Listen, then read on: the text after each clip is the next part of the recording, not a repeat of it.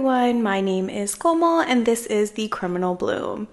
So every family has their secrets, but some are buried so deep that it takes years of silence and an unimaginable amount of courage to finally bring them into light. Today we are looking at a case out of Bakersfield, California. It honestly shocked the nation. It is a story that forces us to confront the toxic pressure of family reputation, the crushing weight of forced silence, and a mother who was willing to commit the ultimate act of violence to protect a public facade. This is the case of the Bakersfield baby. So the name Beanth Cardillon became known across the United States following one of the most disturbing family homicide cases in recent California history. What initially appeared to be the quiet life of a suburban family in Bakersfield eventually uncovered the shitty reality of concealed trauma, absolute isolation, and the tragic murder of an innocent newborn child. At the center of this tragedy, Beanth Cardillon, a mother who chose to commit an unforgivable act of violence to protect the stupid, idiotic facade of family honor. What makes this case stand out isn't just the final act of violence, but the toxic pressure of lok ki kyoge. That means, what will people say? Beanth weaponized this cultural obsession, and she enforced a crushing silence, and she kept this secret for almost 2 years. This really forces us to confront how vulnerable children can be in toxic familial environments. Beanth chose to do this so she could keep up this good reputation, be seen great in the public eye. She had no care for human life. So to understand what happened in December 2017, you have to look inside the family's home on Whipple Road. On the surface, Beanth and her husband, Jagsir, ran a respectable household in a very tight-knit community where public standing was everything. But honestly, behind closed doors, a nightmare was unfolding. In early 2017, their 15-year-old daughter became pregnant. She would later testify that the father was her 28-year-old cousin. His name was Bakshinder Bal Singh Man, making the pregnancy a result of severe child sexual abuse and incest. Traumatized and terrified of what her parents would do and react, she chose to conceal this pregnancy. For 9 months, she hid the pregnancy under baggy clothes, living in constant fear. She knew that, eventually the truth would come out, and she had the right to be afraid. So in December 2017, when her 9 months were up, she went into labor. And I'm a mom, so I know how labor feels. And to be 15 years old, already face that much trauma and that much isolation, I can only imagine and have the utmost respect for her. Like, I cannot imagine being alone at 15 giving birth. Let alone I was 25 when I had my first child, and that was scary. Like, I can't even imagine what she went through. So she was alone in the family bathroom and went into labor. She was so scared that she would alert someone, so she gave birth to this little boy in absolute silence. The physical trauma and severe blood loss caused her to pass out immediately afterward. So when she woke up, her mother Beanth was standing over her, and the room was completely silent, and her baby was gone. She was weak, bleeding, and she was given no explanation and never saw her son again. Instead, Beanth ordered her to clean the bathroom, keep quiet, and pretend nothing happened. Sorry, Beanth. I just cannot stand how toxic this mom is. I just cannot stand it. Medical experts later proved that the baby was born alive, healthy, and viable. So this wasn't just a stillbirth or a medical emergency, it was murder. The prosecution revealed a horrifying timeline. While her daughter lay unconscious, Beant took the newborn, placed him in a bathtub, and drowned him.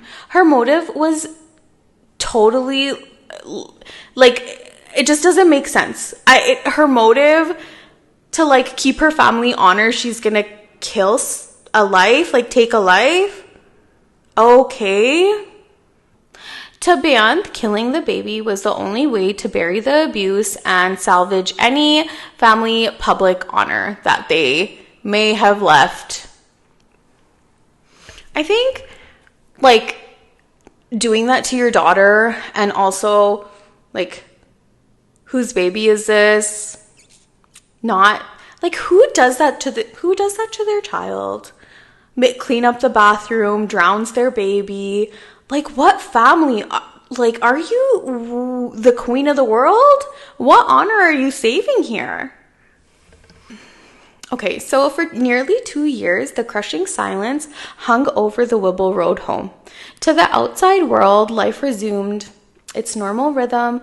The neighbors saw nothing unusual, but inside, there was a young teenager that was forced to live under the very roof her child had vanished, carrying not only the burden of severe trauma, but unresolved grief as well.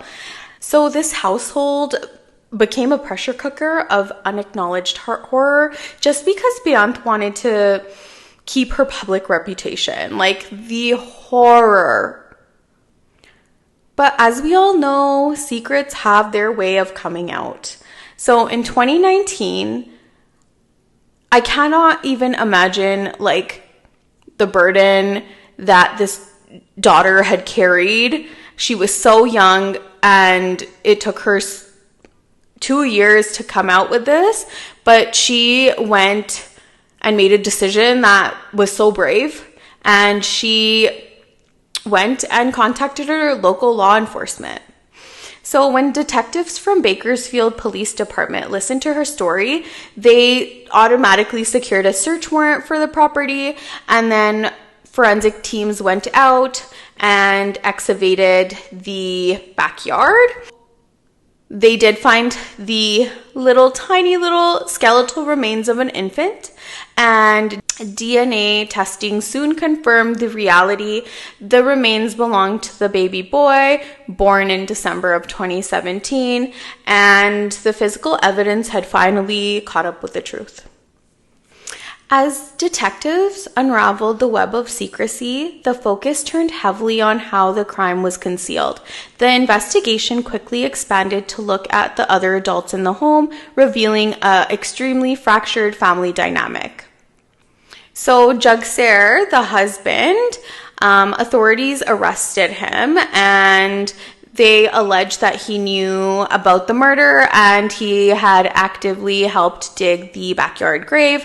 However, his criminal proceedings never reached a courtroom because following his arrest, Jugsair was released on bail, and he unfortunately took his life, leaving the alleged legal court proceedings unresolved. So Bakshinder Bal Singh Maan, that's the cousin. So it was identified during testimony that he was the biological father and he was responsible for the underlying abuse. So Maan fled the Bakersfield area before the case went to trial, and because the trial was centered strictly on the immediate homicide of the baby, the primary legal focus remained on Beant's actions inside the home. Can you believe that? So, like, how is that, in what world is that fair? He should also be on trial with Beant. That's my opinion. So I just wanted to quickly touch base about Bakshinder Bal Singh Maan. I'm just going to call him Bakshinder, but during the trial, I did mention that he was put on the back burner. I just wanted to talk about why he was. I don't like talking about the perpetrators that much. I like to focus on the victims, but I do think this is important. So Bakshinder was already in the United States illegally. He was wearing a ICE ankle monitor, and when the investigators started to uncover what had gone on, Bakshinder actually cut it off and he fled. There was actually an international fugitive hunt when he did do this. So for 2 straight years, Bakshinder remained on the run, and he managed to skip across the northern border into Canada, and he hid out there, and there was always a warrant that was hung over his head. But I just can't believe, like, he got into Canada. Like, who helped him? How did this happen? This is crazy. But finally, in 2021, Canadian authorities actually located him and took him into custody, and he was extradited back into Kern County, California, and he did have to face the justice system for statutory rape, child abuse, and acting as an accessory to murder. He, in my opinion, did not get sentenced as much as I would want him to, but that's my opinion. Anyways, so he was sentenced in Kern County for his role in the abuse and the aftermath.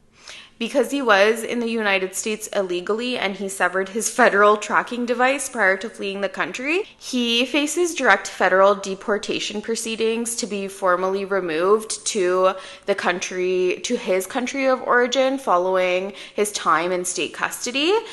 So while the court proceedings surrounding Bakshinder are officially closed, his actions remain the ultimate catalyst of this horrific tragedy. It was a betrayal of trust to the family, and he left a teenage girl traumatized and a newborn dead. So also, Bakshinder, when he did come to Kern County, he was sentenced to 6 years, but just with him already being in jail, he got time served prior to his deportation. The trial of Brianth Kaur Dhillon was an intense legal battle that gripped Kern County because nearly 2 years had passed between the night of the birth and the discovery of the skeletal remains. All the soft tissue was gone. So standard autopsy findings for drowning could not be traditionally observed. Throughout the trial, Dhillon's defense attorneys argued that the case was all built on speculation. They maintained that Brianth was an innocent mother and she was faced with a sudden medical emergency when her daughter collapsed. And they were suggesting that the infant could have been stillborn or died of natural complications during the unassisted delivery. To counter this narrative, the prosecution relied on a sophisticated bone density and structural analysis proving that the baby's lungs had expanded with air. He was born alive. This trial was extremely emotional. However, the daughter decided that she was going to take the stand against her own mother, and she delivered hours and hours of heartbreaking testimony detailing the years of isolation and the terror of her hidden pregnancy. The prosecution argued passionately that the burial itself was the ultimate proof of intent. So if the baby had died of natural causes, a normal family would have called 911. Secretly burying a newborn deep in the backyard dirt is an act meant solely to erase a life and hide a crime. In December of 2023, after weeks of testimony, the jury reached its decision. Brianth Kaur Dhillon was found guilty of first-degree murder, felony child abuse, and conspiracy to conceal a death. The verdict was a total validation of the evidence gathered against her. So in 2024, the judge handed down her final sentencing, and she was sentenced to 25 years life in prison, plus an additional 4 consecutive years for child abuse and concealment. So under California law, Dhillon must serve every single day of those 25 years before she is even permitted to stand in front of a parole board. Also, any future release will depend entirely on her accepting full responsibilities for her actions. The legal chapter has concluded that Dylan is behind bars, but the legacy of the Bakersfield baby remains a haunting reminder of the toxic consequences of putting pride over a human life. Ultimately, the criminal proceedings established the truth. The newborn was born alive, and Beanthkar Dylan was entirely responsible for his death. Thank you for listening to Criminal Bloom. My name is Komal. Keep your eyes open, look out for the vulnerable around you, and I will see you next time.